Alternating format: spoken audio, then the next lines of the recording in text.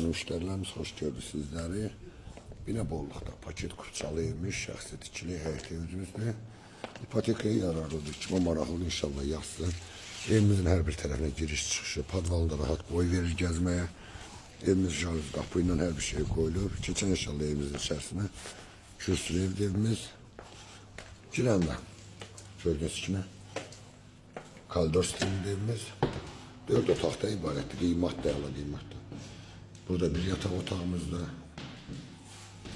Bizim ikinci yatak otağımızda burada. Santarsamızdır qovşaq ayrılıqda da. Duş kabinasına kimi qoyulub. Burada bizim üçüncü yatak otağımızda. Bizim geniş qonaq otağı. Maşallah olsun, qonaq otağı da çox gözəldir. Böyükdür. Mətbəx hissəsi də yəni çox gözəl, zövqlə dizaynlandı.